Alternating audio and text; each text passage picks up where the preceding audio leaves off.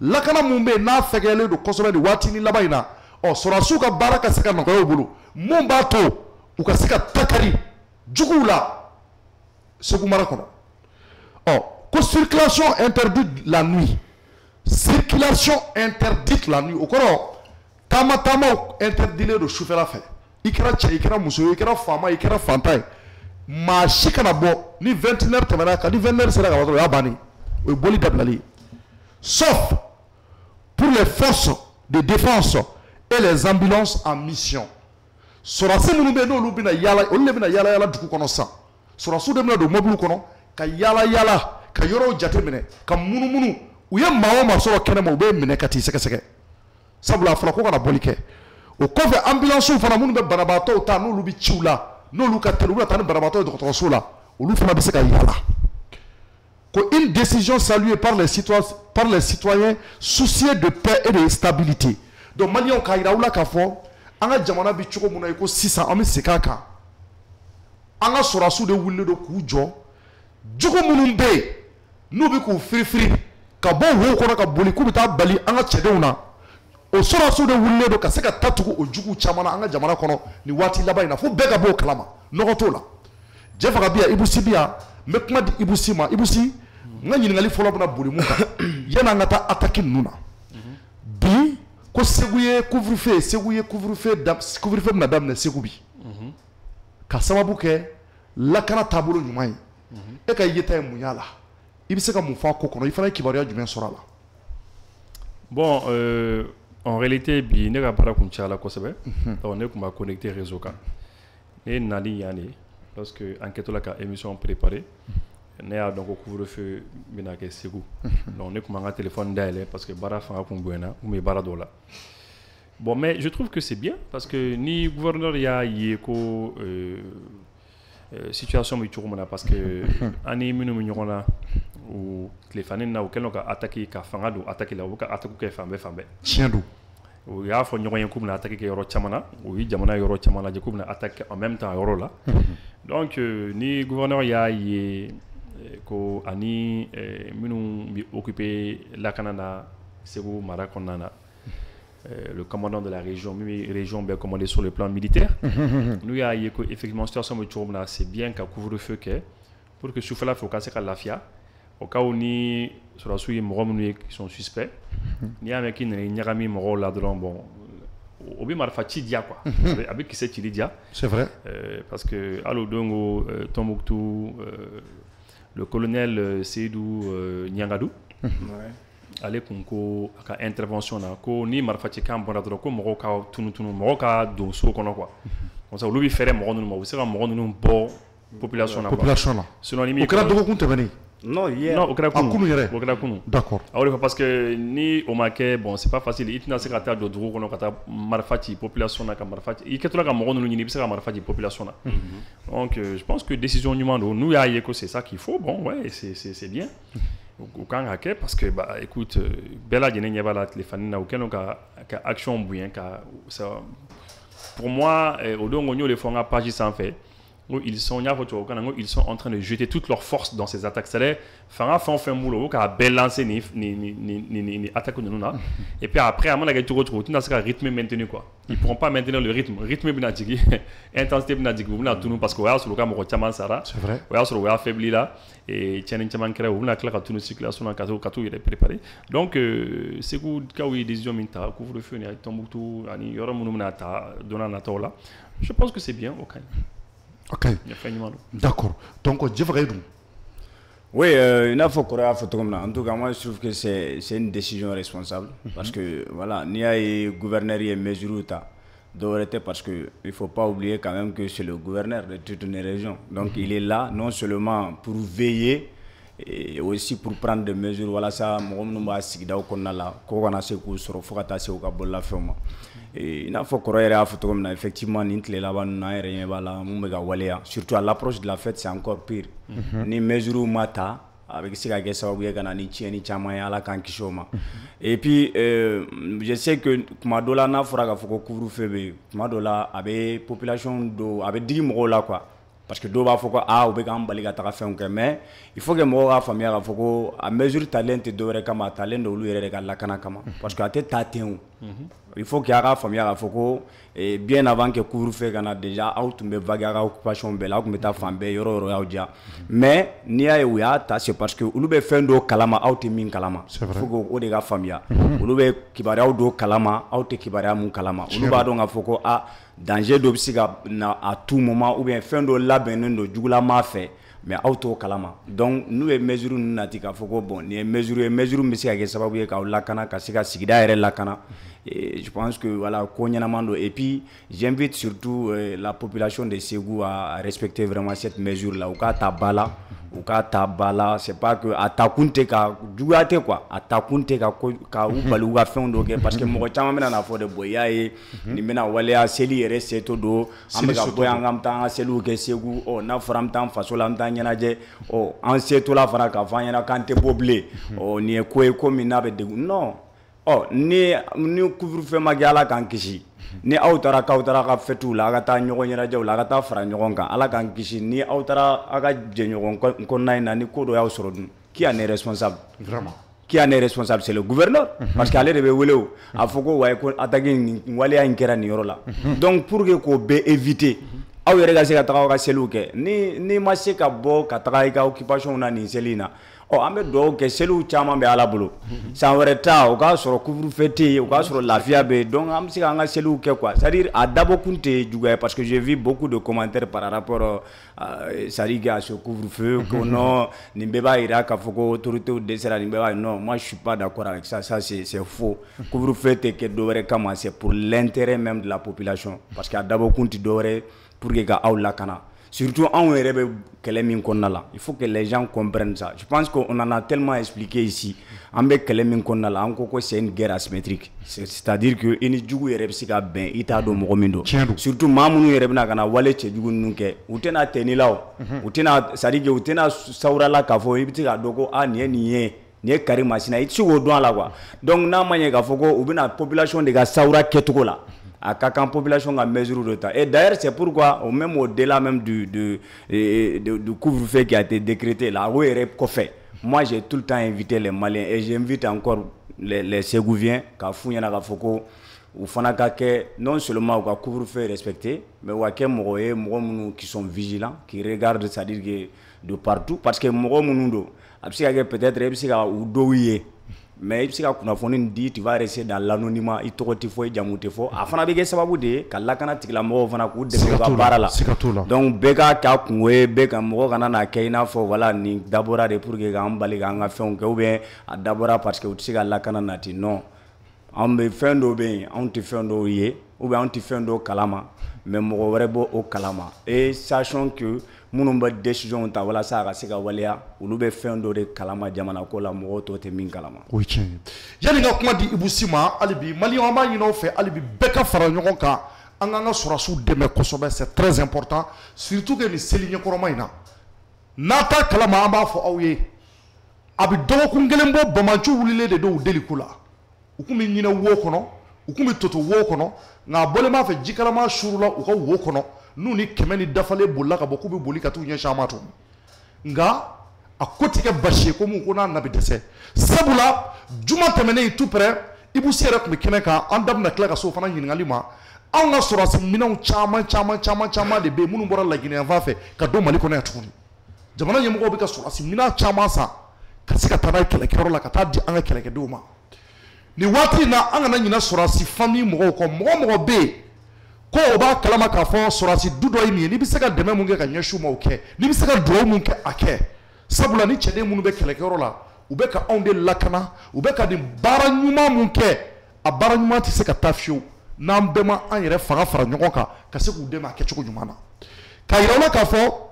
ni attaque minnu n'a kɛra aw yɛrɛ ɲɛ b'a kɛcogo la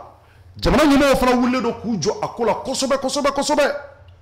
kunnafoni fɛn bɛ n'a bɛna tɛmɛ la a bɛna bɔ a bɛɛ kalama a y'a ye k'a fɔ Kayi mara tɛmɛna hali a ma tɛmɛ waati damadɔ kan Kayi taasira la Bamaciw tun taara jigin dugu dɔ kɔnɔ ka taa o dugu mɔgɔw ka t'olu terroriser an ka sɔrɔdasiw jiginna ye o kunnafoni ma dogo mɔgɔ si la o tɛmɛnen kɔfɛ an tilala ka n'a ye tuguni mun ye Sandare ye u tilala ka taa Sandare attaquer Sandare yɛrɛ filɛ Kayi kɛrɛfɛla la tuguni donc an bɔlen kɔfɛ o la an ye kibaruya wɛrɛw caman caman mɛn an ka sɔrɔdasiw ye wulikajɔ kɛ ɲɔrɔyan fan yɛrɛ fɛ u ye wulikajɔ caman kɛ ka patrouille kɛ bamaci fɛn fɛn bɛ yen ka se ka wulikajɔ kɛ ka se ka taa olu minɛ ka taa tugu olu fana na tuguni an ma kulo la n'an tulo b'a la tuguni k'a fɔ tuguni ko Bulkesi Tombouctou an ɲɛ b'a la olu fana attaque ko kuma bɛ sen na o b'a jira k'a fɔ baara de bɛ ka kɛ nin waati in na donc ne bɛ mun fɔ jamanadenw yanni ka kuma di question tɛnku Ibousi la o ye an bɛ seli ɲɔgɔnma mun na bɛɛ k'i hakili to i yɛrɛ la bɛɛ k'i hakili to i yɛrɛ la k'i hakili to i yɛrɛ la o tɛ dɔwɛrɛ ye dɛ ko bɛ ko la ni sɔn mun na maa o maa fɛ k'o tigi ye bamaci juguman ye weleli lase an ka sɔrɔdasiw ma joona parce que i fana ye sɔrɔdasi dɔ de ye n'i bɛ se ka diɲɛ ko o ko la a kɛ n'a fɔra n'an ka jamana ɲɛmɔgɔw ye sariya sen fɛn fɛn ta k'an ka respecter an ka k'o kɛcogo la i b'a fɔ segukaw n'o ye ne yɛrɛ ka so ye ne yɛrɛ bɔyɔrɔ Ibousi ayi an b'a bonya parce que jamana ta sira don Ibousi k'a yira jamanadenw na k'a fɔ segukaw ye n b'a ɲini seguka bɛɛ fɛ gouverneur ye nin taa kura mun ta n'o ye couvre-feu ye ko maa kana bɔ à partir de 21h bɛɛ ka to so seli don tiɲɛ don seli la i b'a dɔn seli la anw dɔgɔmɛ segu ni seli don sera sufɛla fɛ je faga an bɛ to ka bɔ ka taa yaala yaala an ti da su fɛ i b'a dɔn o de bɛ segu an bɛ sogo jeni sufɛla fɛ voilà ni su kora gɛrɛn bɛ sigida la an bɛ sogow jeni an bɛ mɔbiliw ta ka taa bɔ i b'a sɔrɔ mɔgɔw famana ɲɔgɔn ma segu yɛrɛ bɛ ja o waati la mɔgɔw bɛ bɔ Faransi Amérique Libéria Nigeria Canada bɛɛ bɛ ɲɔgɔn sɔrɔ segu je faga a don i yɛrɛ ni maaw ma famana ɲɔgɔn ma a ka ca ni san 20 i b'a bɛɛ ye donc i b'a sɔrɔ dɔw tɛ tilefɛla yɛrɛ taama sɔrɔ sufɛla de yaala ka di mɔgɔ dɔ ye donc su mana ko ka bɔ o de ye dɔw ka dugu jɛlen donc olu mɔgɔw de bɛna yafa ma sisan u ka yafa ma dɛ parce que jamana bɛ cogo min na sisan kulonkɛ tɛ yen bilen n'an ye kulonkɛ kɛ dɔrɔn a man ɲi jugu ninnu hinɛ de man ka k'u la kɛlɛ bɛ se ka kɛ sira o sira kan a stratégie de bɔlen don n'o ye an ka gouverneur ye Souleymane Traoré ale de tun ye polisi directeur kɔrɔba ye stratégie kɛcogo b'a bolo a bɛ se kɛlɛ kɛcogo la a fɛɛrɛw b'a bolo wa kunnafoni minnu bɛ d'ale ma ale yɛrɛ kelen di décision ta yɛrɛ ye o décision bɔ fɔ sanfɛla de la u bɛ jɛ ka décision de ta ɲɔgɔn fɛ ni ka sɔrɔ ka a yamaruya donc mun ye Tombouctou ye ani ka bila Segu couvre-feu kɔni daminɛna yen tari nin b'a yira an na k'a fɔ don nataw la tari couvre-feu bɛna kɛ dugu wɛrɛ la wa tara bɛna kɛ Segu wa tara bɛna kɛ Sikaso wa tara bɛna kɛ Kayi wa point d'interrogation mais jamana ɲɛmɔgɔw kɔni n'u ye décision min ta dɔrɔn mɔgɔw k'a essayer ka se k'o labato Ibu e bɛ mun faamuya nin waati laban in na nin dɔgɔkun kelen in na bamaciw ka nin wulikajɔ in ka nin attaque tugu ɲɔgɔn na e bolo laɲini jumɛn b'a kɔfɛ ta e ka jateminɛ na. Oui bon sani n ka don o yɔrɔ la n bɛ fɛ ka min fɔ c'est que déjà n bɛna min fɔ jamana marabagaw ye minnu ye couvre-feu kɛ Segu ani Tombouctou à mon avis hein, je pense que u bɛna mɔgɔ dɔw bɛ yen olu tɛna u yɛrɛ sɔrɔ couvre-feu kɔnɔna na parce que baara dɔw bɛ yen n'i b'o baaraw kɛ i t'i yɛrɛ sɔrɔ o kɔnɔ quoi c'est important que mɔgɔw k'u hakili to o la c'est comme waati min na Covid tuma na a fɔra ko mɔgɔw tun man ka bɔ mais baara bɛ baara la papier tun bɛ di olu ma u b'a fɔ ko des dérogations autorisation pour olu ka se ka bɔ a waati la ne yɛrɛ kun papier dɔ kun dira ne ma ale kun bɛ se ka bɔ n'an yɛrɛ kun ye dɔ sɔrɔ a la voilà fila kun ye dɔ sɔrɔ voilà i n'a fɔ les sociétés de télécommunication courant baarakɛlaw ji baarakɛlaw ji baarakɛlaw ni courant baarakɛlaw c'est ka laisser passer d'olu ma parce que olu mɔgɔw bɛ se ka jɔ olu la voilà docteur à tout moment oui docteur kan ka se ka bɔ dɔgɔtɔrɔw oui voilà docteur donc il faut que u k'u hakili to o la kosɛbɛ c'est important et donc o tɛmɛnen kɔ pourquoi mɔgɔ min ka attaque kɛ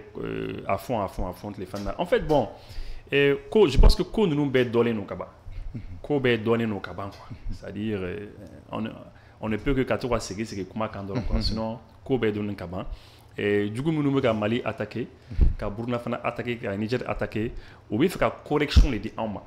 ka correction di an ma ka ko da an kan pour que an bɛ fɛ ka bɔli min kɛ nanzara dɔw ka mara kɔnɔna na an bɛ fɛ ka o bɔli min kɛ u b'a fɔ de an bɛ ko da ninnu kan comme ça ninnu bɛ kɛ misali ye tɔw ma quoi jamana tɔw b'a fɔ attention an ma ye olu ka min kɛ Mali la non donc an ka to ninnu ka mara kɔnɔ an ma ye an bɛ ka min da Burkina kan bon donc comme ça jamana tɔw bɛ siran minnu bɛ fɛ ka essayer ka tenter ka bɔ parce que dɔw delila k'a fɔ quoi ko farafinna ko Afrique y'a ka yɛrɛmahɔrɔnya sɔrɔ mais que l'Afrique n'est pas libre l'Afrique elle est indépendante a eu son indépendance mais l'Afrique n'est pas libre i ka yɛrɛmahɔrɔnya sɔrɔ mais liberté t'i bolo o kɔrɔ ye de kuma n'a kɔrɔ don o kɔrɔ ye ko e kɔni yɛrɛmahɔrɔnya kɔni dir'i ma mais i b'u ka mara kɔnɔ de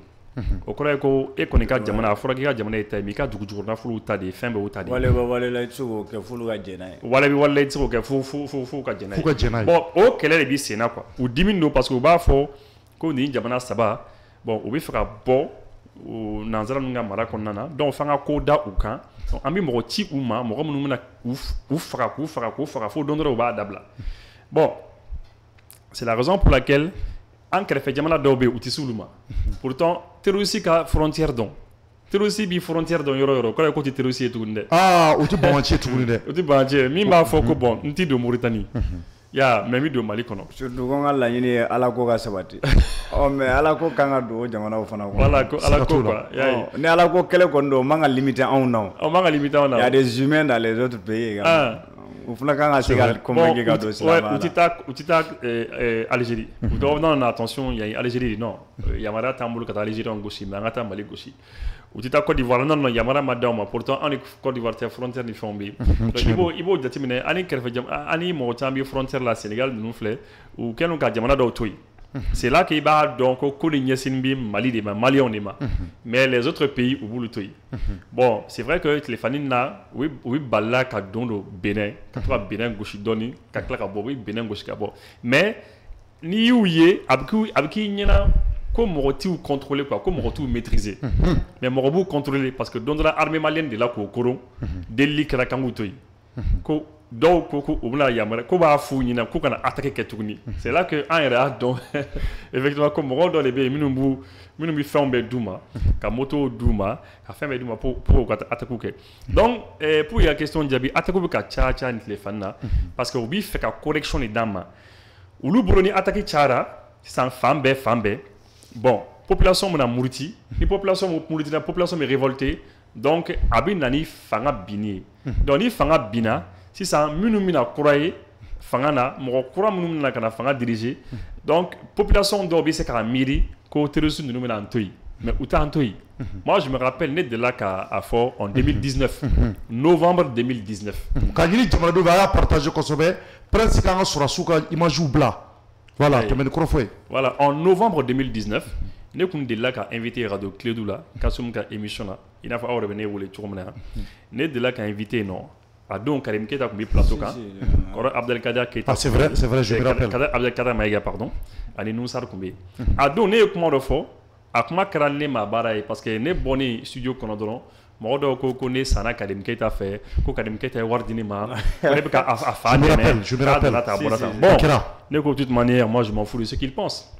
ne wulila ko n ka analyse de di ne bɛ n ka analyse fɔ dɔrɔn ka wuli ka tɛmɛ ni n ka sira ye n'i ko ne sanna fɛn fɛn mana diɲɛ b'o fɔ ne mago t'o la alors que c'était la première fois ne ka Karim Keita ne yɛrɛ kuma deli ka ye depuis voilà a fana kuma deli ka ye alors maintenant ne ye mun de fɔ a don ne ko non n ko mɔgɔw hakili la ko ni IBK taara ko ni IBK gɛnna ka bɔ fanga na mɔgɔw hakili la ko attaque bɛ dabila n ka attaque tɛna dabila Kassim ko ma ko ah bon n ko non n k'a tɛ dabila n ko hali na IBK e tila k'o fɔ ah oui bien sûr a vidéo bɛ yen a vidéo ne yɛrɛ bolo n ko non non n ko hali na IBK gɛn ka taa attaque minnu bɛ sen na a bɛ continuer a tɛ dabila voilà n ko solution foyi t'a la n ko t'a dabila et effectivement a preuve tɛ nin ye IBK taara mais fɛn o fɛn nana fɛn o fɛn bɛ yen an ka Badaw to yen Badaw tun bɛ président la attaque tun continuera Badaw taara président Goïta bɛ yen attaque bɛ yen ni président Goïta taara sini min bɛ na c'est à dire mɔgɔw k'a bila o kunna cɛw cɛ mana na Mali kunna attaque tɛ dabila mais a fura ye jumɛn ye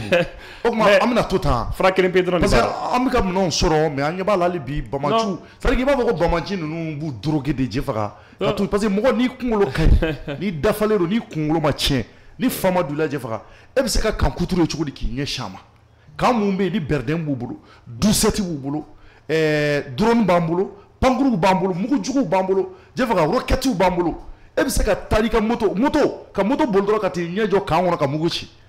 u dorogelen de don gulɔ de b'u kɔnɔ u sulen don kɛmɛ ka fɛn mugu suru u kɔnɔ walasa u kunkolo ka ɲaami u t'a dɔn mun kɛ donc parce que c'est pas normal maintenant solution jumɛn b'a la oui justement c'est à dire kɛlɛkɛminɛ ye fɛn dɔ ye n bɛ fɛ ka fɛn dɔ fɔ d'abord an ka o ko ka nɔgɔ bɛɛ bɔ o la quoi ce n'est pas parce que kɛlɛkɛminɛ b'i bolo k'i tɛ attaquer quoi voilà hali i bɛ kɛlɛkɛminɛ dilan Mali bɛ kɛlɛkɛminɛ san de mais hali n'a y'a sɔrɔ i bɛ kɛlɛkɛminɛ dilan i bɛ gosi américains ɲɔgɔn kɛlɛkɛminɛ dilanbagaw tɛ yen mais u taara talibanw kama sur 600 000 kilomètres carrés Mali ka bon ni Afghanistan ye siɲɛ 2 600 000 kilomètres carrés américains ye san 20 kɛ nɔ américains dɛsɛra pourtant u bɛ kɛlɛkɛminɛw dilan u tilala k'u ka avion ta ka boli u bolila cogo min na bɛɛ y'a ye Russie filɛ u bɛ kɛlɛkɛminɛn dilan mais u ni Ukrainiens bɛ ɲɔgɔn na Russie hakɛya min sara bi a da tɛ se ka fɔ dɛ c'est plusieurs milliers de Russes a ka ca dɛ c'est vrai i y'a ye dɔw yɛrɛ tun y'a fɔ ko ça vaut dans les 50 000 dɔw ko 80 000 personnes dɔw ko 100 000 personnes i y'a ye donc c'est pour dire que ce n'est pas parce que i bɛ kɛlɛkɛminɛn dilan ou bien que kɛlɛkɛminɛn b'i bolo k'i tɛ attaquer d'abord il faut que mɔgɔw ka o fɛngɛ parce que des fois n bɛ commentaire dɔw ye des fois mes commentaires doivent dire ah mais drone b'aw bolo nin b'aw bolo mais comme ni o b'i bolo et t'es attaqué non ça n'a rien à voir. Est-ce que mɔgɔ minnu b'o réaction ninnu kana fana kɛ a tɛ dépend peut-être mɔgɔ minnu bɛ commentaire ou k'a fɛnw kan est-ce que a tɛ dépend olu de ka kumaw la. Non parce que souvent c'est comme ça hein. Quand on a les matériels ni nana kana kuma dɔw fɔ voilà ni matériel min b'an bolo sisan kɔni nin tɛ se ka waleya na bilen nin tɛ se ka kɛ tan donc finalement ça dit que mɔgɔ mun tɛ se k'a faamu k'a fɔ ko ah kɛlɛ mana k'i ka tɛ kɛ tan mais est-ce que o tɛ kɛ sababu ye yɛrɛ ni ko waleyara tan mɔgɔw bɛ nin kuma ninnu fɔ. mais mi exemple di ma sisan misali la sisan anw bɛ plateau kɛ yan ouverture média anw bɛ ka kuma est-ce que anw kumakan bɛ état engagé yan. ni an y'a fɔ plateau kan sisan ko drone dɔ b'an bolo k'a drone bɛ se ka mɔgɔ ye ji jukɔrɔ a bɛ se ka mɔgɔ ye kulu yɛrɛ jukɔrɔ a bɛ se ka don kulu fɛ ka bɔ kulu fɛ ou bien a bɛ se ka nin kɛ a bɛ se ka nin kɛ k'a sɔrɔ a tɛ se ka fɛnw kɛ ni an y'o fɔ yan est-ce que o bɛ état engagé n'i y'a o kuma sugu ye Diripa ka page kan ni Diripa mɔgɔw y'a fɔ ou bien ni jamana marabagaw y'a fɔ les chefs militaires n'olu y'o fɔ ko ni kɛlɛkɛminɛn b'an bolo a bɛ se ka nin kɛ a bɛ se ka nin kɛ a bɛ se ka nin kɛ ah là ni kɛlɛkɛminɛn ma se ka an dɛmɛ k'an bɔ wo dɔ kɔnɔ dingɛ gɛlɛya dɔ kɔnɔna na i bɛ se ka jigin u la. Mais ni mɔgɔ dɔ de taara sigi k'a ka téléphone ta k'a ka émission kɛ. mais o mɔgɔ de lamɛnlen fana don. mais ça mais c'est à nous de savoir mais minnu bɛ kuma c'est pas l'état. e nin e tɛ Diripa ye o. aw ka page tɛ Diripa page ye o. non aw tɛ état ye o. ni ne ye n ka téléphone ta ka ɲɛsin yɛrɛ ma ka n ka émission kɛ. mais Diripa y'a fɔ k'a fɔ ko c'est à dire que communication bɛ kɛ o temps o fana b'u dɛmɛ u ka baara la. je pense que la dernière fois on était là-bas conférence la kuma dɔw fɔra. oui moi je me rappelle ne delila ka taa Diripa mɔgɔw ka réunion na. u ko anw ma. Que vraiment, ils nous ont donné des conseils. Ouais. Où ils conseillent dit que par exemple, on fait nous publier en page il faut faire attention. Exactement. Parce que des fois, on va baratir boulot. Par exemple, ni quelle ni opération de Bissena ça. Et quand on a page opération de Bissena. Ou bien ni attaque de quelle en fait. Voilà. Ni être au attaque blassant. En sachant que dire pas moro benana et disons en sachant que armée bena clacana. Il dit pas moro ça c'est des choses qu'il faut arrêter. Abin ko dabla parce que na ma dabla. Paniquer non c'est avec population paniquée oui. Et puis deux avec information de Djouguma parce que Djouguma nous attaque ou la fiano tranquillement. C'est vrai. Donc armée bi fakata balula de. Mais ni a publié page quand balnaté tourner. Donc dit pas au conseil be dit moro. Mais voilà, après, les gens font leurs émissions, les gens parlent, etc. Quoi. Mais il faut il y a une chose qui est claire, hein, Tcherno, c'est très clair. Hein, Mali guerre là, quelqu'un maintenant c'est vrai, quelqu'un maintenant continuer qu'on a toujours. Parce que solution mimba là, solution qui est pédro ne pas. Solution mimba là. Solution mimba là. Solution qui est pédro ne pas. Parce que quelle est mais à froid du main. Quelle est c'est tout. Mais bon, on va quelle est. Non, ça dire allez bien à mon niveau sur. Non, mais bon, c'est quoi? Non, je vais t'expliquer. Non, Tierno, mais attends. Ça dire, Ali Morom Numbara. Ou tu là-bas? Même exemple de maçon. Et que armée Moro. Armée de recrutement qui est Dombera. Dongo armée baké. Et que armée Moro Béba. Aïe. Toujours militaire d'Obé, n'est-ce pas? Est-ce qu'il y a Bampé ou? Même dans 100 ans, dans 200 ans, dans 1000 ans, il y aura l'armée malienne. Ou bien? Oui. C'est la même chose chez eux. Ah donc, il faut un recrutement de quoi? Mais c'est la même chose. C'est les groupes armés terroristes. Ou bien recrutement de Kenya, il faut y avoir quelque chose. Non, mais recrutement qui est au du mais c'est dire que non. Je ne suis pas en tout cas secret donc parce que en tout cas secret donc mais mi faut de ou bien recrutement les armadés ont des B, il y a des milliards d'êtres humains sur la terre. Mais est-ce qu'il n'est pas temps donc on a par exemple nega proposition oui autorité ka mais je vais juste finir. OK, vas-y. Un développement en fait. C'est-à-dire c'est ça ou bien recrutement les il faut que l'armée fasse le recrutement qui est toujours. Donc maintenant, ils vont continuer à recrutement qui est toujours. Warabu bolo kadi moroma, ou mana moroma no recrutement war duma,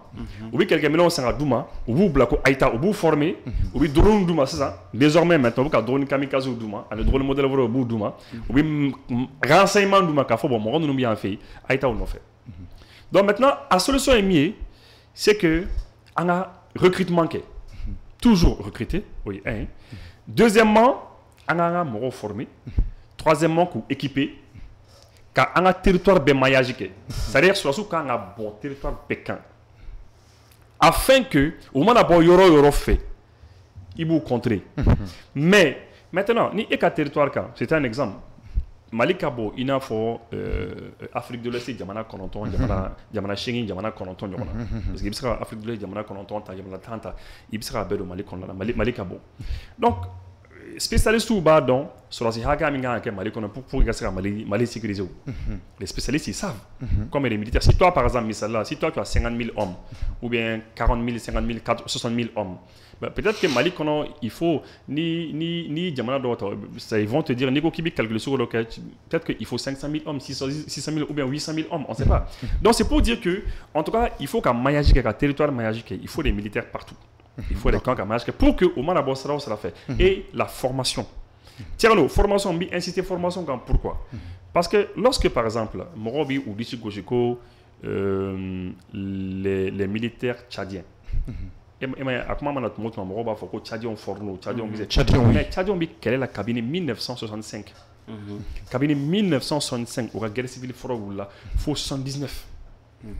tchadiens depuis o tuma na fo bi tchadiens bi kɛlɛ la u bɛ guerre la don bɛɛ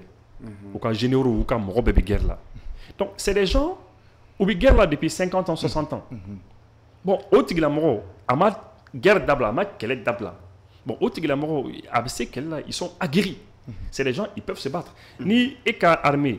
n'u ye san 20 ɲɔgɔn kɛ san 30 ɲɔgɔn kɛ kɛlɛ tun tɛ yen foyi tun tɛ yen i n'a fɔ bi bi in na Afrique de l'Est kɔnɔna na armée caman bɛ yen kɛlɛ tɛ o n'est-ce pas bon maintenant ni kɛlɛ tɛ yen eh bien finalement mɔgɔw i bɛ taa sɔrɔ peut-être que a bɛ se ka kɛ sɔrɔdasi dɔw bɛ yen u ye kisɛ laban minnu ci a kun kɛra u ka formation waati la formation kɛra dɔrɔn u ye kisɛ minnu ci entraînement ni fɛnw na u bɔra formation na dɔrɔn après puisque guerre tɛ yen foyi tun tɛ yen dans les années 90 fo kana se nin waati ninnu ma foyi tun tɛ yen donc donc maintenant faut au niveau ka yɛlɛ il faut les former je sais pas n'i y'a jateminɛ lorsque ni attaque kɛra jɔn bɛ tila ka taa jugu ninnu nɔfɛ Mali sɔrɔdasiw dɔw de fana bɛ taa mɔgɔ ninnu fana nɔfɛ o donc don dɔ la ne delila k'a proposer n ka émission dɔw senfɛ n ko moi à mon avis il faut que an ka accès formation kan kosɛbɛ aujourd'hui force dɔw bɛ yen an ka force dɔ bɛ yen an ka force spéciale dɔw bɛ yen n'u bɔra n'u taara cɛw cɛ nɔfɛ non c'est fini pour toi n'u bɔra ka taa cɛw cɛ nɔfɛ c'est fini pour toi donc il faut que on puisse parvenir ka an ka cɛw former i n'a fɔ force spéciale c'est ka kɛ i n'a fɔ Mali armée bɛɛ ka kɛ force spéciale ye quoi a ka gɛlɛn dɛ mais il faut que la formation baw de kɛ afin que u ka équiper et puis kɛlɛw ka kɛ et puis il faut aller les chercher Thierno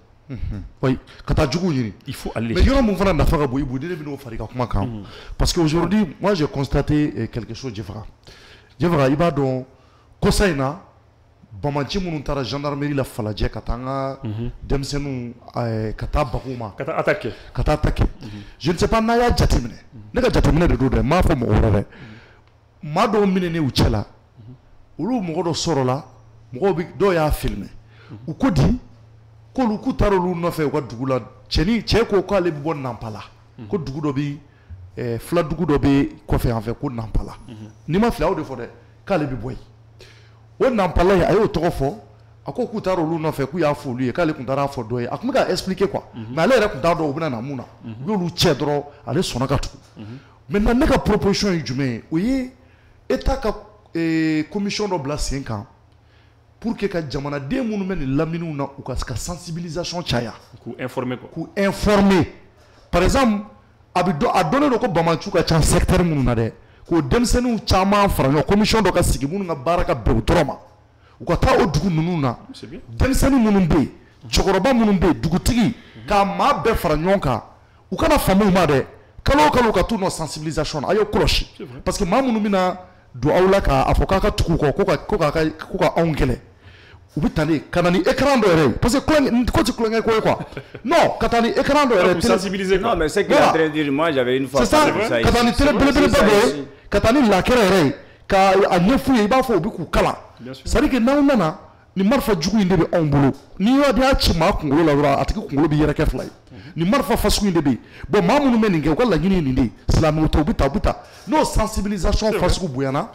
hali n'a jugu fasugu damadɔ bɛ yen n'u taara dugu ninnu na k'u bɛ taa an ka denmisɛnninw kunkolo ɲagami k'u tugu kɔ dɔw bɛ sɔrɔ mun b'a fɔ anw de ta caman bɛ bɔ a la donc fo sensibilisation de ka caya commission dɔ ka sigi a kama spécialement baara wɛrɛ foyi t'olu la ni sensibilisation kɔ olu ka kɛ sɔrɔdasiw yɛrɛ ye marifa bɛ k'u bolo u bɛ taa nin dugu ninnu na ka taa mɔgɔw sensibiliser chaque fois donc o b'a to caman bɛ bɔ recrutement yɛrɛ la parce que minnu bɛ recruter maliyɛnw de don u bɛ t'u nɔ ka t'u kunkolo de yɛlɛma ka taa nkalon tigɛ ka taa drogue k'u kɔnɔ voilà a caman y'o de ye ne ka jateminɛ kɔnɔna. non tɔɔrɔ ye min fɔ moi j'avais l'habitude de parler de ça ne delila ka nin hakilina fɔ n ko c'est vrai que wagati min na ko minnu bɛ ka kɛ par exemple Ibou bɔra ka kuma dɔ fɔ sisan on dit que les terroristes là ils font des recrutements ils recrutent au sein de où ils recrutent au sein de la population. C'est ça. Ou bien jamanadenw de recruter o. Moi j'avais dit ça une fois parce que j'avais dit ça. U bɛ carburant minnu sɔrɔ u bɛ déplacement moyen de déplacement minnu sɔrɔ u bɛ moto minnu sɔrɔ c'est différentes motos là u b'u sɔrɔ cogo di carburant min bɛ k'o raviter a bɛ sɔrɔ cogo di c'est pas u t'a inventé o mais a bɛ ta jamana dɔ a bɛ ta jamana yɔrɔ dɔ mɔgɔ dɔ de kun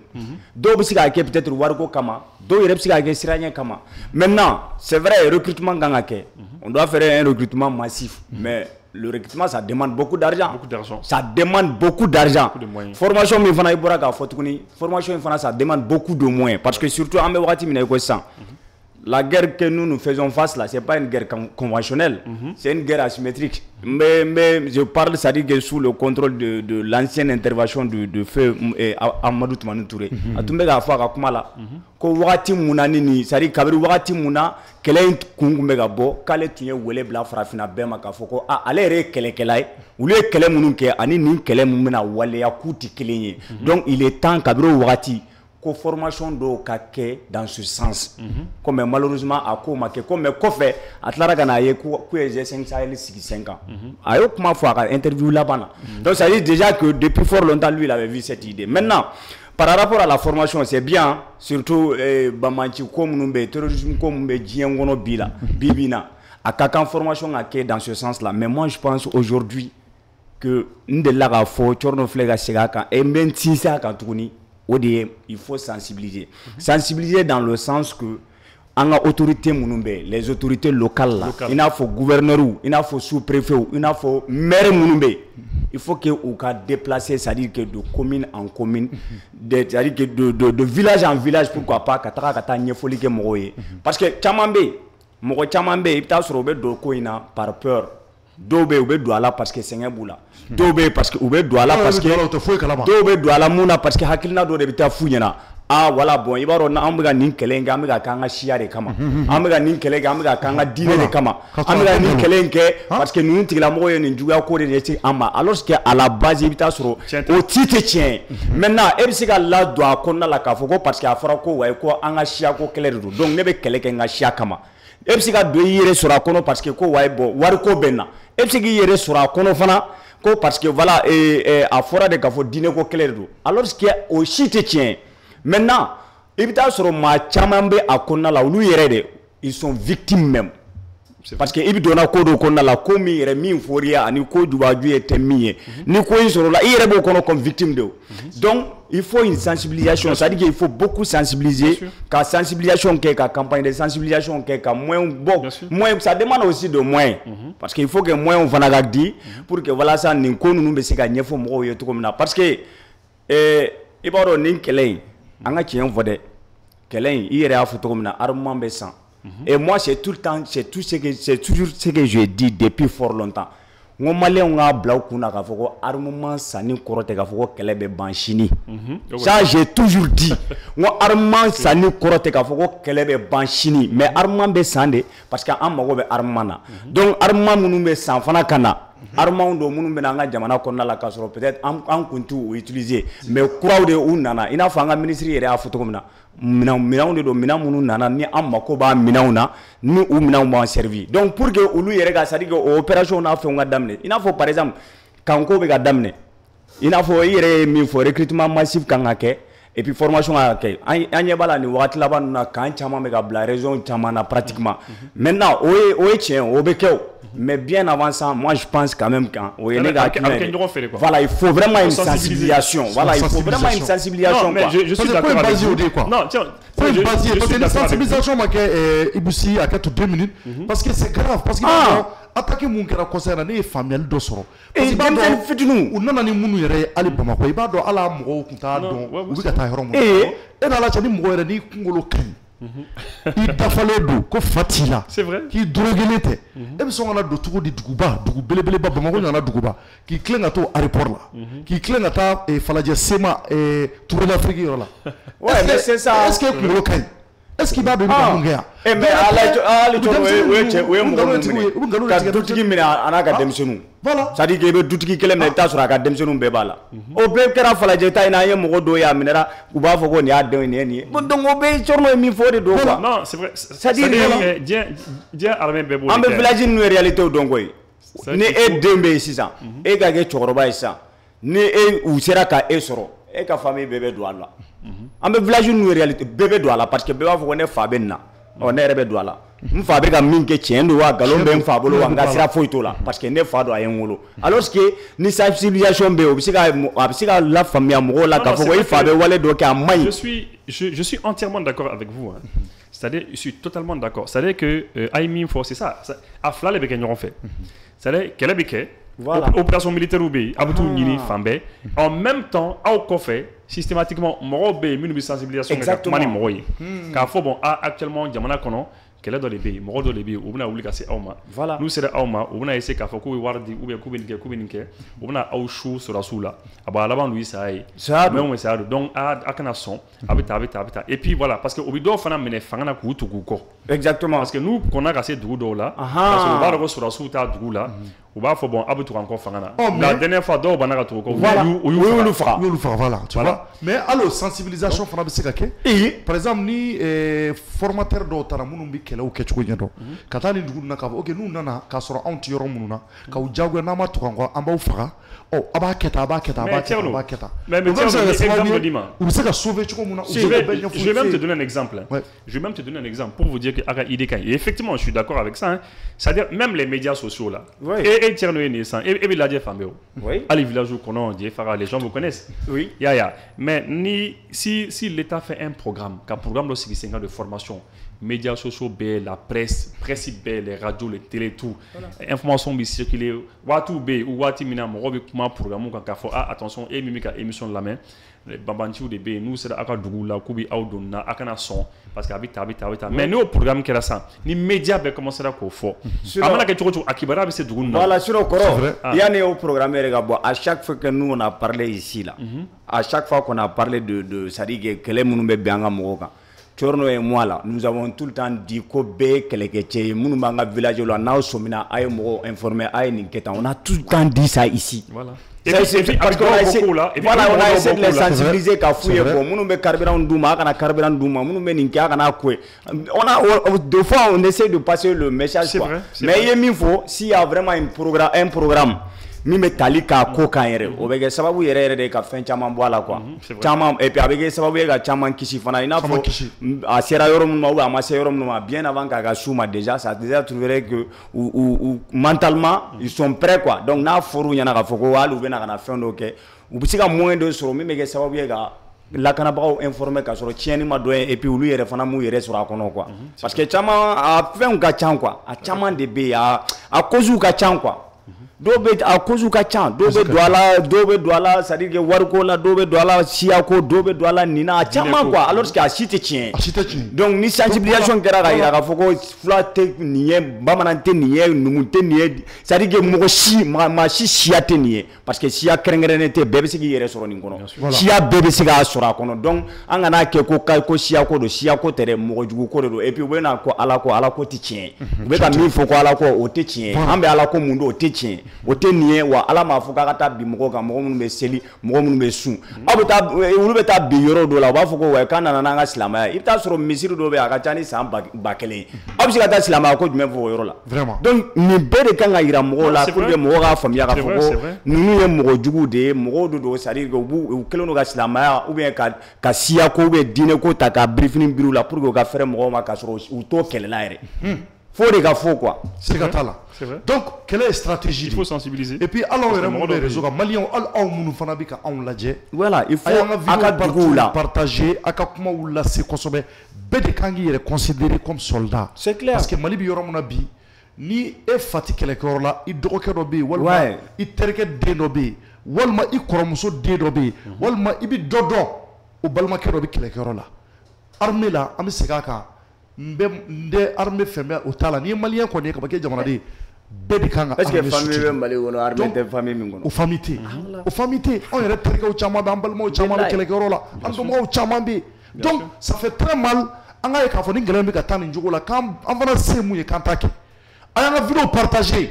n'a y'a partager kuma minnu bɛ ka bɔ an da a bɛ se ka se nin dugu ninnu na u bɛ ka maa minnu kunkolo tiɲɛ nkalon don u bɛ ka aw nɛgɛ de ka se ka aw don da fɛ da min bɛ yen ni tiɲɛ tɛ a laban ye nimisa de a laban ye nimisa de siya ko tɛ diinɛ ko tɛ i b'a ye Ibou Sy u bɛ fɛn fɛn ta ka tugu kɔ a tila bɛ denmisɛnnin fitininw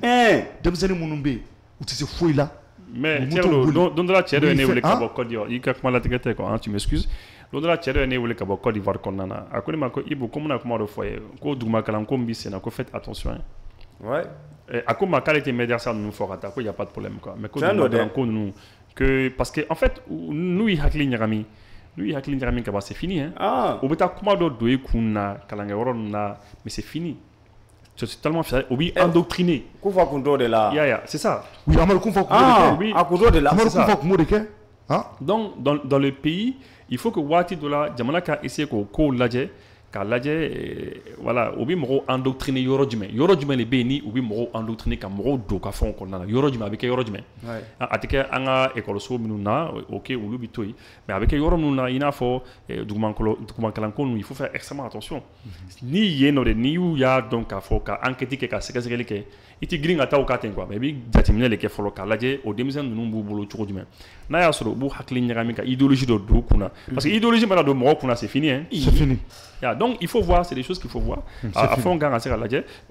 opération militaire ou blasera. Il faut, c'est vrai. Comme ça, nous y recrocher. Nous nous y recrocher. Voilà. Et puis progressivement, en bêta don quoi. Ibou Sy ka kuma la tete me kalo kelen ka, an y'a fɔ ni réseau soko kelen, an y'a fɔ ni plateau kelen ka. Bla policiso u ye camion dɔ de intercepté, camion mun n'a kun falen bɛ talibi denmisɛnninw caman de la. Si, an y'a fɔ yan. Les talibés. Geribu denmisɛnninw caman de kun bɛ k'a fa ka ca maa 200 ye u y'o de minɛ bila fɔlɔ la u tɛmɛna u y'a fɔ k'u taatɔ don ko kalan de la a tɛ kalo kelen bɔ kɔfɛ polisi ɲɛmɔgɔ minnu bɛ yen an b'u fɔ k'u waleɲuman dɔn u ye wulikajɔw sabati ka taa ka enquête de kɛ u y'a ye k'a fɔ u tilala ka camion in taalen ɲɛfɛ k'u segin tugun i b'a dɔn u ye enquête kɛ u taara bɔ a kalama denmisɛnnin ninnu dɔw yɛrɛ tun taara olu bɛ ka taa mun na denmisɛnnin dɔw yɛrɛ ko k'u somɔgɔw sɔrɔ ka fɔ k'u ko k'u b'u ta ka t'u bila k'u ye baara dɔ sɔrɔ ye donc takun ni nakun foyi ma don a la donc vous voyez que ni jamana fasugu la n'aw sɔmina nin ko fasugu fɛ a kana négliger bilen et puis encore ne yɛrɛ cɔrɔnɔ filɛ ne ye dugumakalan kɛ o fɔlɔ dugumakalan ni sisan dugumakalan a ko yɛlɛmana ne yɛrɛ y'a kɛ voilà anw yɛrɛ ka du an bɛ taa kalan kɛ an bɛ tila ka taga école la voilà anw yɛrɛ ka du kɔnɔ Segu dugumakalan de bɛ kɛ anw ka sokɔnɔna na ne y'an ka sokɔnɔna ta kɛ ka tila ka taa Hayidarlakaw ta la n'o ye ne bayanfa fa ye de ka kalanyɔrɔ an bɛɛ tun b'an sigi duguma ka wala minɛ ka kalan kɛ maintenant sisan an y'a ye k'a fɔ o système minnu bɛ yen c'est très important a ka ɲi parce que an bɛɛ kalanna o cogo de la mais il faut que État wulikajɔw ka kɛ kosɛbɛ ka jateminɛw kɛ k'o taabolo kan parce que c'est minnu bɛ ko wɛrɛ don a la waati yɛlɛmana quoi k'o tɛna fɔ kunun bilen et puis encore jɛ fɔ ka da sera Amadu Kunfa mun ma Amadu Kunfa ne delila k'a fɔ n ka kuma dɔw la waati min na ne tun bɛ yaala ni artistes ye Ladebo fan fɛ ne delila k'a fɔ n ka kumaw na u delila ka ne minɛ u tun bɛna fila ta ne na waati u tun bɛna fila ta ne na min y'a sɔrɔ hali ko in ma kɛ tan o y'a sɔrɔ hali ko in ma kɛ tan ne fɔlɔ jɔlen tun bɛ recours bɛ yɛrɛ a don o kɛra ne na o kɛra vers Ladebo fan ninnu fɛ a waati y'a sɔrɔ la je me rappelle très bien Amadu Kunfa tɔgɔ tun bɛ fɔ a dugu ninnu na kojugu i b'a dɔn mun don wa prêcheur de tun don c'était un prêcheur a tun bɛ wajibi de kɛ wa a tun lamɛnnen don kojugu n'a ye mun fɔ dɔrɔn ta t'a la tu t'a la bɛɛ bɛ jɛn n'a ye mɔgɔ mun don wa kuma kun ka d'a da kɔnɔ i b'a dɔn maa dɔw bɛ n'u kumana kaban dɔrɔn a c'est-à-dire a bɛ se ka don dusukun na ten o mɔgɔ fasugu de tun don a y'a to de la ka se ka an balimaw anw yɛrɛ balima fila minnu bɛ yen ani an balimaw siya wɛrɛ minnu bɛ yen ka caman la convaincu ka tugu a kɔ dɔw ma sɔn i b'a fɔ dɔw fana sɔnna donc k'a yira k'a fɔ nin ko mun n'a bɛ yen foyi tɛ se k'a ɲɛ an k'an ka sɔrɔdasiw dɛmɛ kosɛbɛ communication ɲuman na an ka dugulamɔgɔw sensibiliser aw minnu bɛ yen k'aw bɛ ka taa aw ka dugu la a bɛ ka bɔ Bamakɔ ka taa seli la n'a sera n'a bɛ se k'a ka dukɔnɔmɔgɔw informer a y'u kunnafoni a y'a fɔ a kana sɔn ka tugu ni maa nana aw nɔfɛ k'a b'aw don nin ko la dɛ parce que walahi n bɛ n kale fɛn ka kale n ka kalani ye an ka jamana ɲɛmɔgɔ bɛ ka mugujugu san mugujugu minnu bɛ n'a bugujugu kelen kɛra a bɛ dugumakolo a bɛ dugu kelen de yɛrɛ yɛrɛ e yɛrɛ tun bɛ yen nɔ n'i bɛ se k'i da s'a ma joona. Ouais, bon, en tout cas, la dernière fois, ne ka mɔgɔ dɔ ye ne wele ko ko kɛlɛkɛminɛnw dɔw kan ka na ne ko d'accord puisque a fɛn sugu ninnu ka di ne k'u ye parce que an ka sɔrɔsiw ni ne y'a ye ko u bɛ ka kɛlɛkɛminɛn sɔrɔ dɔrɔn a bɛ ne nisɔndiya quoi. C'est vrai. Donc ne ye n ka mobili ta dɔrɔn ka ye a sekara dɔrɔn ka yɛlɛ ka taa fo yɔrɔ nin na fo Samanko 2 la donc direction générale des douanes bɛ yɔrɔ min na. Donc, non. Effectivement, quelques minutes baden donna. Quelques minutes baden donna. C'était le vendredi passé. Ouais, je pense que vendredi donna. Ouais, c'était le vendredi passé. Mais tierno. Quelques minutes chaman donna. Non, quelques minutes donna tellement à donna. Faut finalement wati dola ou kumijo. Le temps que donc à ce ka don durona parce que durona embouteillage kera durona quoi. Ay dugu bek embouteillage. Bamako be tekera fly ka bamako bek embouteillage. Donc kumijo dondine quoi. Après vous dorez au jikituni. Sous forme de tram quoi dobna ou bi jodone ou dorena tak ou bi c'est-à-dire vraiment à nana faux chouffé donc vraiment c'était des plusieurs kilomètres de kilomètres quelqu'un sous be combat d'accord ali bateau minumbi yeleji minumbi bateau minumbi boliji sans fait c'est bon voilà bateau bébé boliji sans fait c'est vrai mais bateau tellement non quoi c'est bateau minunga teleji sans fait ou bateau modèle kumbe ani arme juguma bado kumbe minu je sais même pas comment on les appelle hein et à fond à Dabrou il faut s'en faire tendre ibis ka kono abi qui c'est uniforme là ça à dire non ani blindé kungacha beaucoup de blindés badin fanana ya donc quelqu'un n'a sous bec on a donc et puis conteneur au fanacha là bon conteneur pas des mais conteneur il compte à faire beaucoup nana mais franchement équipement militaire ou pas nana et je pense que minana n'a les boulot albia ka droit quoi toujours ni possibilité ou bi jamana bolo faut toujours maintenant kana toujours non kana voilà nya me ko le shu na ne ame ko shu na ko do na biere voilà non économique kana chamancha parce que en fait femme de comme aya faut churumna et moro puisque an de la ka deli ka moro nous deli jugu nous an de la ko deli an deli an ko ka sabari on a négocié avec eux aya nda duguma kan kolongolo ka ko be kenui o ko ku sona tlefla après o ko ku ma son duguni so ni imano deli chugo chugo ba o ku sono teso bon donc finalement solution flatibolo quoi tu es obligé qu'il défend quoi c'est comme ebi fait son inika demba ebi imusuni de on protéger ani fani ka voisin mɔgɔ dɔw bɛna tuma o tuma a bɛna bi i denw kan a bɛna bi i musow kan i b'a deli a ma sɔn mais i b'i a laban i b'a fɔ ko n faga yɛrɛ siɲɛ ni de bɛ taa o la i bi saya ye kelen de ye quoi donc c'est pour dire que je pense que le Mali est obligé de se défendre moi le colonel Seydou Niangadou ne y'a mɛn ORTM là le patron du commandement militaire qui est à Tombouctou a ye kuma dɔ fɔ a kuma diyara ne ye quoi a ko mais qu'on est obligé. Quel est le jargon en camp quoi? On est obligé de se battre. C'est-à-dire, solution, il n'y a pas deux alternatives. Donc, on essaie de se reconnaître. Non, solution flatale au tierno. Parce que en de là qu'on délie, sous Ibeka en rang ou délie, sous ATT en rang ou délie, on délie sous les Amadou Ayassanogo, sous tout le monde. Délie qui a négociation qui a même Minumbi Fanganabi, délie ou Kerao. Moi, je me rappelle à un moment donné, Wagé, le général Wagé, ministère de la Réconciliation, Yoro là, délie là, Farabouni, délie ou Kera quoi. On va voir beaucoup sont là deux, c'est pour de rencontres mais je pense que solution TI. Maintenant, en même temps, qu'elle est fait, comme à la photo, sensibilisation biquet. État les cas à Djorla ou là, comme un vaste programme de sensibilisation. Au cas là, moi, spécialiste en communication et information, à domaine comment est-ce que vous au cause qui 50 pour que la population sensibilisée, qu'à fond attention à Canada là. Moi je crois que c'est ça, sinon solution flat. Et moi je sais aussi quand il sur le Nunga. Parce que c'est-à-dire à date c'est qu'à déjà ou là quoi. C'est tout là. Et pour vous y aller déjà parce que déjà terrain quand nous nana ou opération TikTok de opération TikTok est mieux et aéroport là demain on a aéroport attaqué. Mi attaqué quoi fait? Minute bis ba attaque quoi fallait comme ça. Mais imagine comment cycler les réseaux parce que l'objectif est mis parce que au lieu d'avoir don ou bien les créer mon côté voilà au bas le coup du boireau avec l'objectif qu'on est mis donc quand on a filmé liqué quand avion filmé quand il y a bombi yané on serait aéroport la bombi yami avion qui fait aïni on serait rien imagine blagata mais minute bisaba avant que à la vidéo ka diemne aller comme ça d'abord. C'est comme nous fanatara et nous bita yoro tonna anga kani yoro no nous bita attaquer ni phone ou bita nous ka téléphoner yaye ou bita nous filmer voilà c'est-à-dire ou bita ou font filmer parce qu'ils savent que l'image peut compter bien. L'image ça compte beaucoup.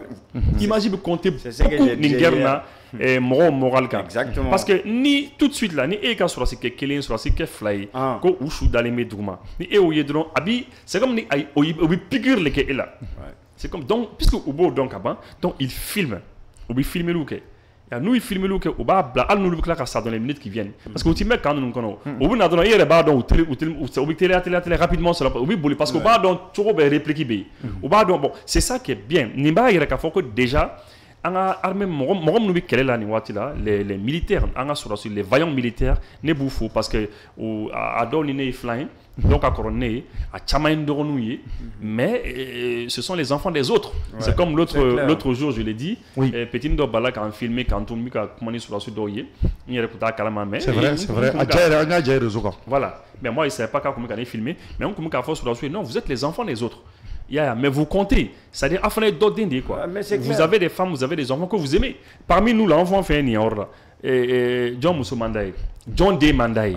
Tu aimes tes enfants, tu es pressé de rentrer voir tes enfants. C'est vrai. Ah, ta maman, elle est à la maison, tu veux la voir. Il fait bailler, il fait faillir, il trouve, tu veux les avoir, tu veux les avoir à côté de toi. Mais ni sur la suite, nous n'avons pas oui, ni bekadien ou itien, mais mbita qu'elle est là.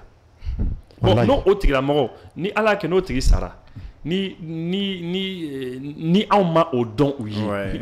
C'est très grave. C'est très grave. Non, pas très grave, très grave. Très grave. Donc c'est pour dire que vraiment moi je veux dire que c'est un bout encouragé ou bien mina il nous a continuer et il faut que on a continuer dynamique qu'on a même on ne sait casser sur le chorochi parce que au cas teli ou bien quand on nous quand rapidement oui boli voilà. Bon c'est vrai que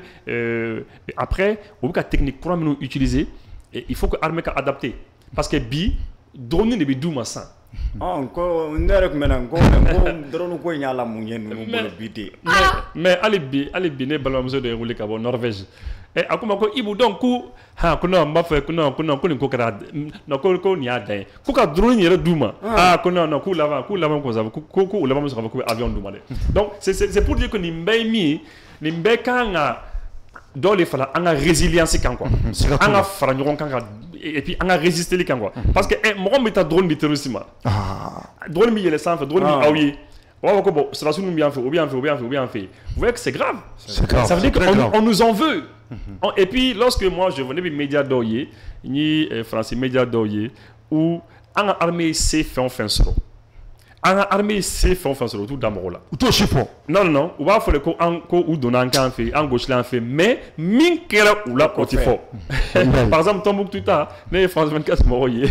je me suis désolé de te le dire comme ça mais oui reportage que non que vraiment comme on donner quand on coup infiltrer les cadeaux quand on bon ko oui au but d'offrir aéroport là mais au but de nous masser à faux ils seront mais après on a de anga quand on a et puis voilà et puis dans Roma quoi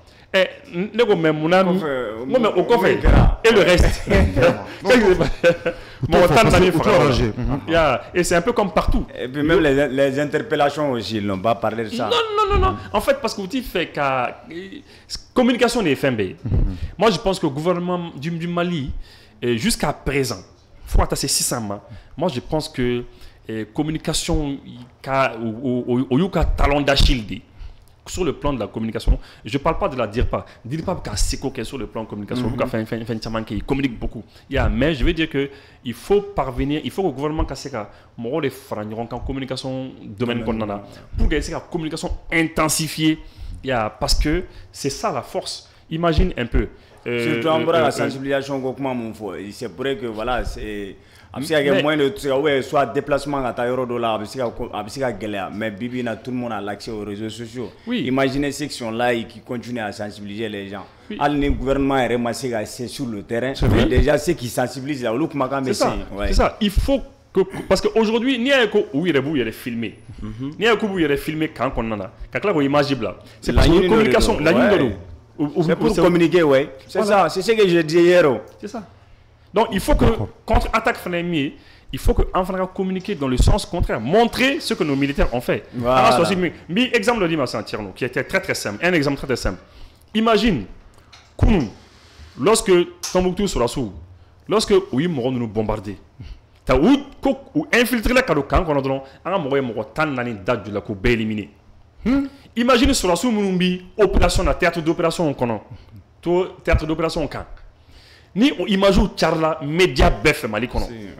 Média bef, mais tous les médias, à les médias sociaux, à les médias conventionnels, la presse ordinaire, la presse classique, ni préafo. Non, Tombouctou ka uningue. Mais sur la sous bito, ou quelqu'un qui a gagné. Abou décourager, ou bien Abou encourager. Abou encourager. Et puis la population est encouragée. Parce que c'est vrai. Voilà, c'est tout comme le contraire. Si par exemple Yorodola, ça ne s'est pas bien passé, ni amassé sur Yorodola, mais France 24 bi au l'état, les médias, ou l'oubo l'état ko yangao.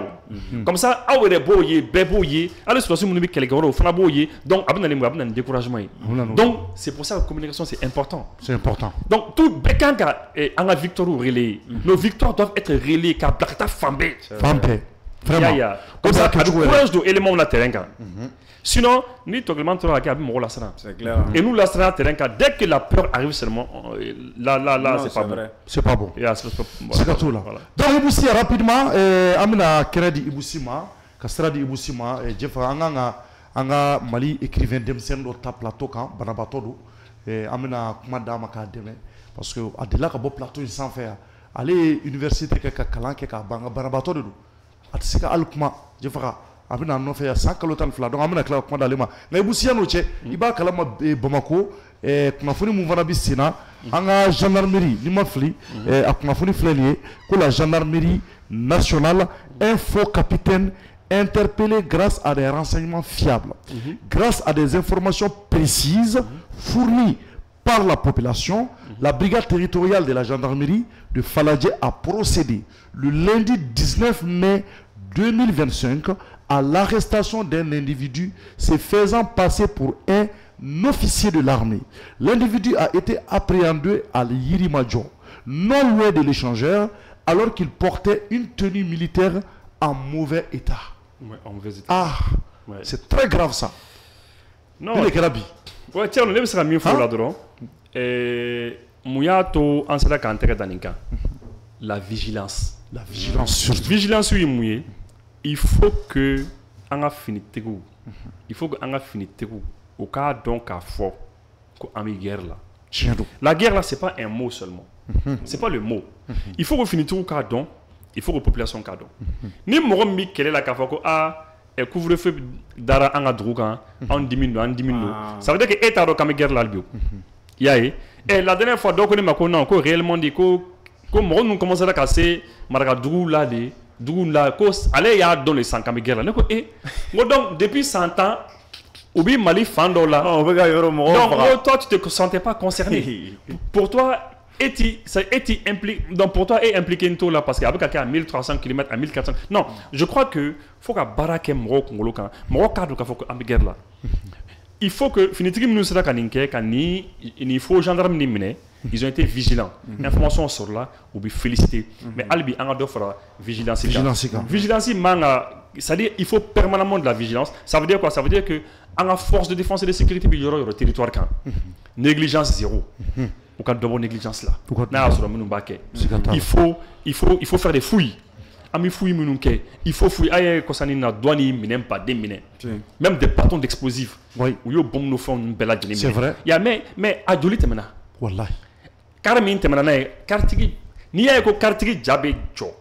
ka fok minin tagadunga karkono mitra ka nyesin duruba ma ka nyesanga duruko no ma ka postu badin be traverser katadi a di yoro la ça veut dire que a ere ba donc absaka te ou adela ka temana nyon joli ale na nyon joli donc il faut que vraiment on a d'offre la vigilance on a d'offre la fouille quand et les scanners minubi ka mobile baou qu'on a vérifié. L'un des meilleurs même, moi je fouille la femme je fouille la quand me femme bella jeneka oti wuludia. De la kafo, la brigade cynophile. C'est vrai. Les chiens, où sont les chiens? Aujourd'hui, en bas yeko Malibi guerre là, mais en tout cas wulu yo, les brigades cynophiles. Wulu chama babolo. Mais wulu numbi son souninke avec wulu fait en 2 minutes. Avec un mobile contrôlé en 2 minutes. Avec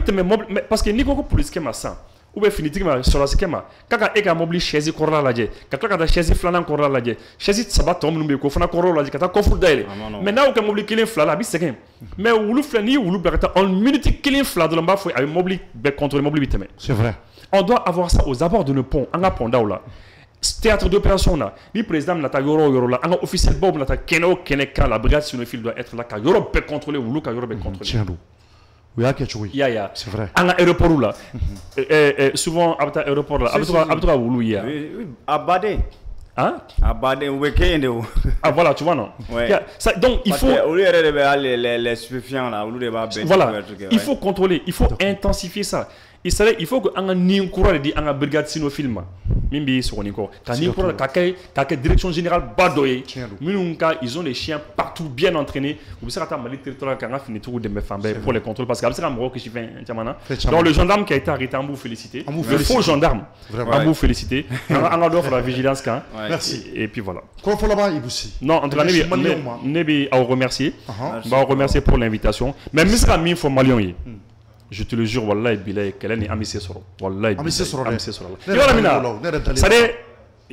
vrai, tout le monde doit dire que mon flas, ça m'a donné ça, mais wallahi billahi amissée sur. Cette solution faut être de manière irréversible. Qu'elle est en bout détruire. On va les détruire tous. Ça, je vous dis cela. Inch'Allah. Allah ka wati retilia. Merci, merci. Ambi faut merci. Allah ka wati irana. Malien ni we Ibousi, amina nga invité Flanata Jeffra rapidement na lebna minute fla dronga kuma la ka kunche.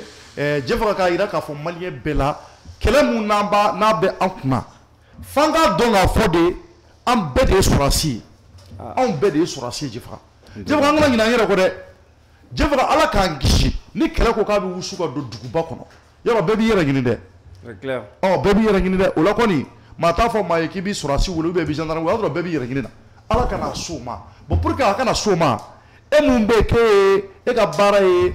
jago ye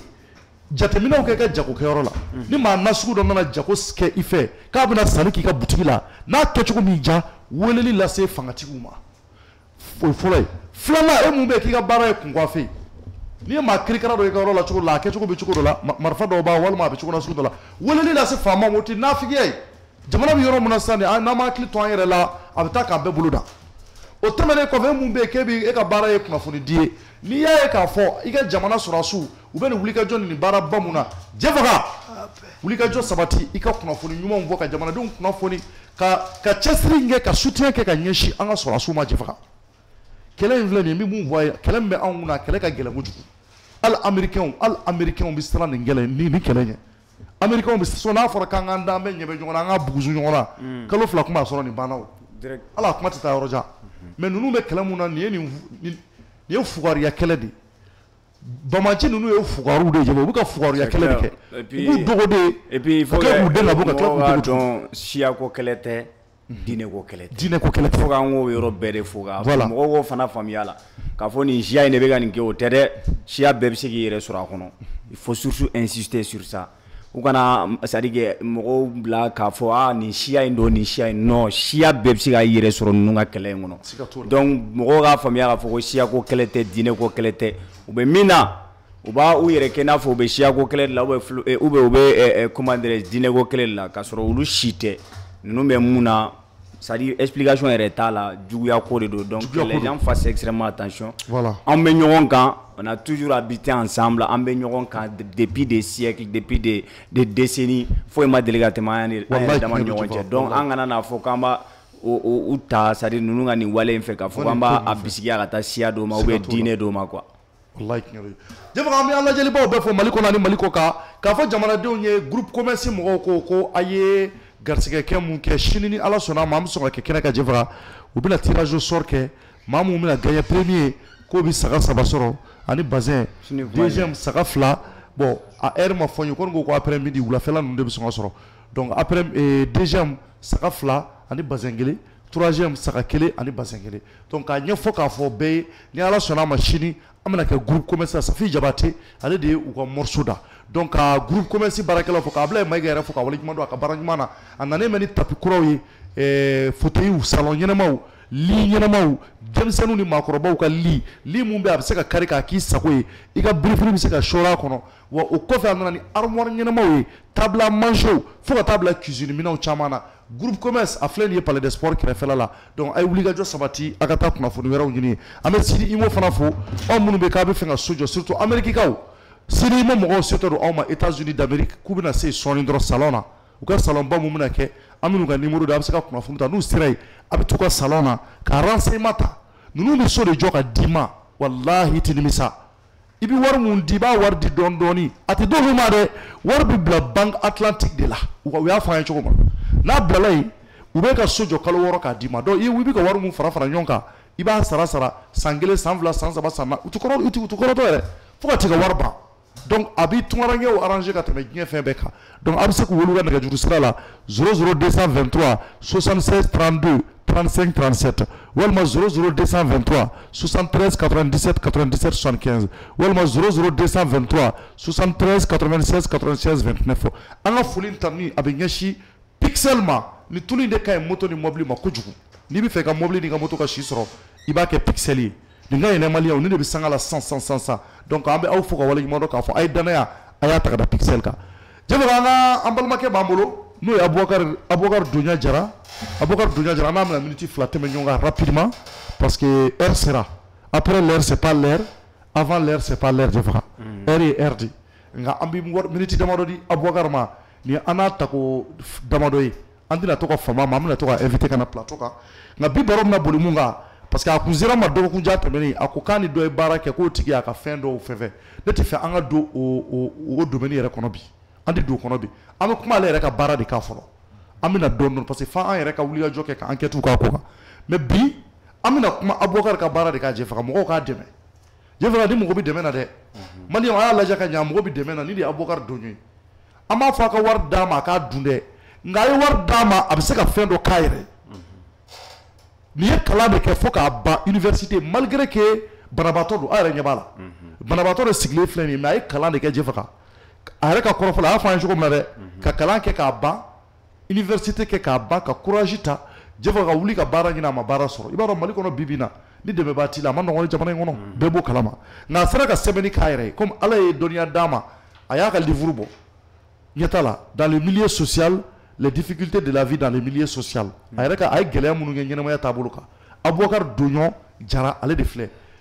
parle de ses difficultés et de son espoir dans ses livres a ye jigiya minnu sɔrɔ a n'a ye gɛlɛya minnu sɔrɔ ɲɛnamaya la a b'o de fɔ nin livre in kɔnɔ d'abord il parle de ses rencontres avec des personnalités de renom pour une voie d'espoir dans la vie ani maaba minnu ye ɲɔgɔn ye a bɛ kuma olu ka livre in kɔnɔ ensuite malgré ses espoirs il évoque ses difficultés dans ses livres. Il explique les trahisons financières et morales subies après ses études secondaires où il obtient un diplôme de CAP en bureautique au centre de formation professionnelle Soumaoro Kanté de Bamako. En plus de ces diplômes, il a des attestations en informatique. Enfin, Abubakar attire l'attention de ses lecteurs sur les difficultés des personnes vivant avec un handicap moteur en matière d'amour. Abubakar, Inishu, Tarbachitila. Somɔgɔw bɛ di ils ont été ka gɛrɛ ka micro sama voilà kaɲi ta c'est bon voilà Abubakar awuzu billahi mina shaitani rajim a b'ala ka dugawu de kɛ bisimilahi rahmani rahim alhamdulillahi rabbil alamin Ar-Rahman Ar-Rahim Malik Yawmiddin Iyyaka na'budu wa iyyaka nasta'in Ihdina siratal mustaqima siratal ladzina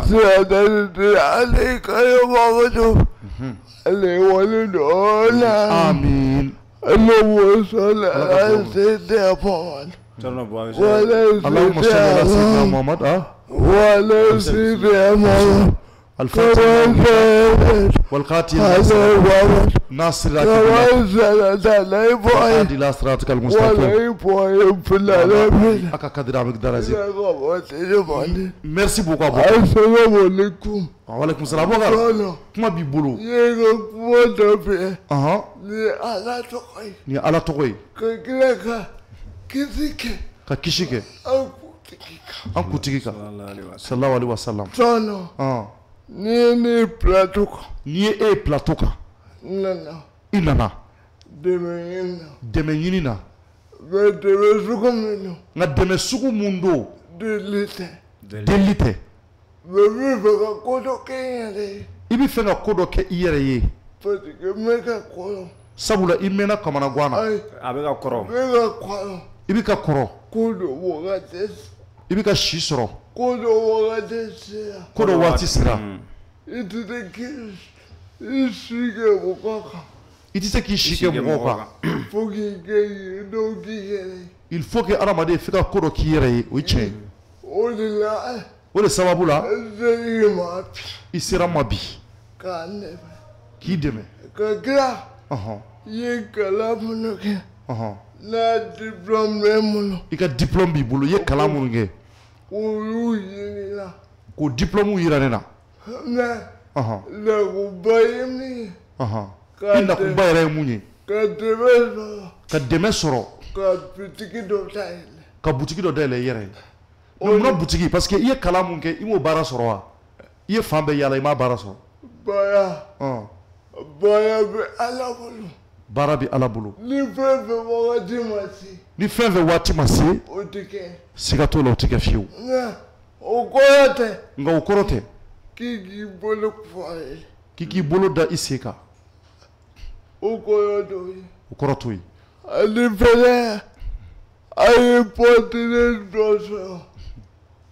livre in kan livre in kan a ma édité fɔlɔ a ma édité fɔlɔ o ko u ko di k'a b'a édité 31 avril k'a ti mun kɛ 30 avril 30 quoi livre 30 livre 30 k'a b'o kɛ ka tigɛ k'a tu k'a b'o kɛ ka d'i ma gratuitement ala kama ko Dabi ka di ko k'a feere o da la o da ok donc n'an y'a faamuya sisan bon i ka kuma bɛɛ faamuyara c'est à dire que c'est vrai an ɲɛ b'i ka fɛnw na i n'a fɔ Cɔrɔnɔ yɛrɛ pour que ka kuma lasurunya voilà c'est à dire que nin t'a siɲɛ a nako fɔlɔ ye wa an terikɛ de an teri don an n'a bɛ kuma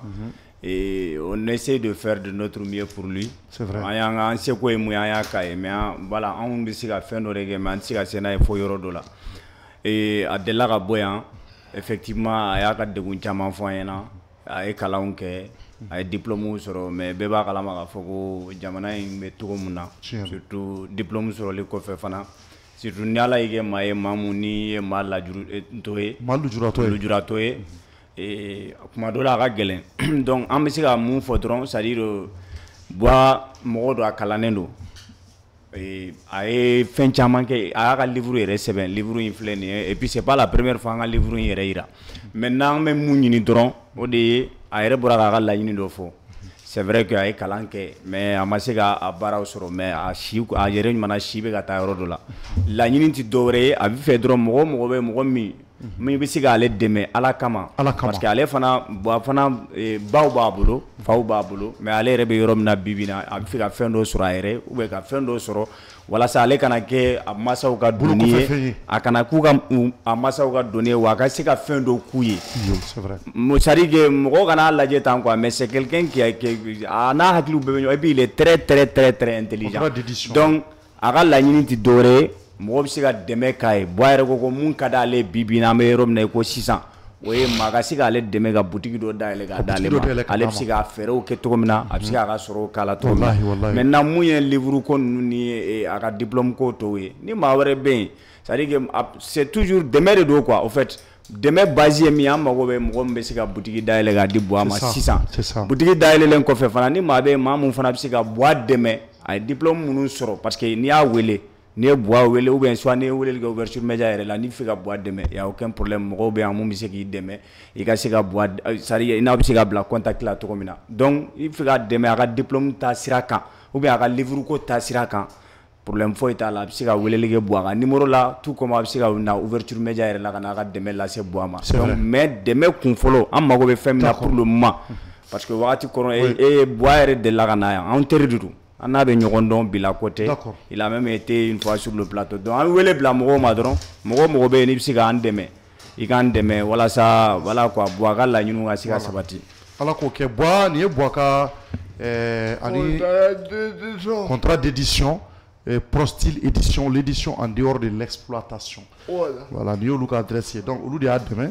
Kalokura. Ou bien livre plat. Ou bien livre bebo Kalokura. Livre bisaba. Donc, il va y avoir un livre ça. Livre bisaba, ça. Voilà, un livre toi de Abouakar Dounion, les difficultés de la vie. Ou bien Ou bien Sega Katou. Ma couverture be fali. Oui, imprimé avant édité. Ok. Ou bien édité. Kasigaka. Kala Kroya. Donc les difficultés de la vie dans le milieu social. Donc Gelea Mumbi Aramade Soro Sigida Kono, Iganyanamaya Kono, Boabuka Kuma Wodeka, no Abouakar Dounion Jara, ou Balé de Wilco Bois. Donc Bois pour que Kuma la Souria, R sera Amalabanika Negaju sera un numéro. Voilà, ama labani numéro parce que ama ni mo ga deme ke boy. Ouais, non. Malion yeli na ko flan be safana de anga plateau ko. Ouais, sinon abena am fait match an na ka livre bora amina tatukuni ni ala sonama. Parce que akadanya aka deme soro. Sababu be se ka boyoro ala ka boy kana seni kamalema. Abitan no fait 880 na mo bi deme na ale kalanke. Wa de la ka histoire do parce que banamu ya mene ni banamu se ka bemene. C'est clair. Ye banamu ya de la ka histoire fo. Voilà. A bana y'a minɛ de k'a kɛ bolo kɔfɛ fɛn ye bana in kɔnɔna na a kɛra sababu ye maa caman y'i ba la malgré que a balimaw kɔni alhamdulillah olu bɛ k'u seko n'u damayira kɛ a n'a teriw ani a baw a n'u ka sigidala mɔgɔw olu bɛɛ bɛ gɛrɛ a la nka i b'a dɔn n'i kɛra nin maa fasugu ye n'i taara dugu kɔnɔ k'i bɛ taa baara ɲini na mɔgɔw b'i gɛrɛ surtout Bamakɔ yɛrɛ filɛ nin hinɛ yɛrɛ tɛ Bamakɔ yan wallahi Bamakɔ yɛrɛ hali n'i ye kɛnɛbaatɔ yɛrɛ i ka kɛnɛ ni kunna o tɛ hinɛ na o jango banabaatɔ yɛrɛ a ma nɔgɔ donc mais malgré tout ça nin ye cɛsiri caman kɛ a ka ɲɛnamaya kɔnɔ nka fo ka se bi ma a ma se ka dɛmɛba sɔrɔ a yɛrɛ nana fɔ ne ye de o don f'a bɛ kasi a ko Cɔrɔnɔ n sɛgɛnna ne tɛ fɛn ka siri maa la delili man d'a ye dɛ n'i y'a kɛ maa ye a bɛ taa jɔ gudɔrɔnda la k'a fɔ dida ala geriw a ye zɔla kama nka k'ale t'o kɛ ale t'o kɛ nka sisan ale mɔgɔ mun na dɛmɛ mun don mɔgɔ k'a dɛmɛ a ka se ka bɔ a yɛrɛ la a yɛrɛ ka denbaya dɔ sɔrɔ a yɛrɛ ale si bɛ ka kɔrɔbaya bon o ye butigi di donc Buwa bɛna a ka numéro di n'a bɛ se ka wele k'a dɛmɛ sira o sira k'a b'a ɲini aw fɛ ala n'a kira kama ni seliba bonyaba in kama sunkalo barikama seliba barikama min kana ne ka mɔgɔw k'a kɛ o seliba kama seliba kalo in yɛrɛ kama voilà u ka se k'a dɛmɛ bon i ka numéro ye jumɛn ye 70 70 18 06 49 siga katu 70 18 06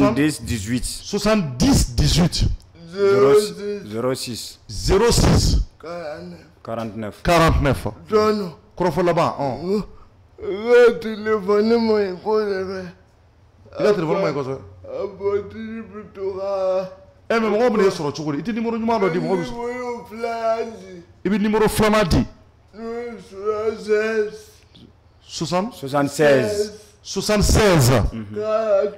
48 41 54 o ye wolo ba ta ye o y'i ka musokɔrɔba ka numéro ye a banna o ye kɔrɔfɔ fa u bɛ se k'i ka musokɔrɔba yɛrɛ sɔrɔ n'u b'i sɔrɔ musokɔrɔba ka numéro in segin a kan sigi musokɔrɔba ka numéro 76 48 41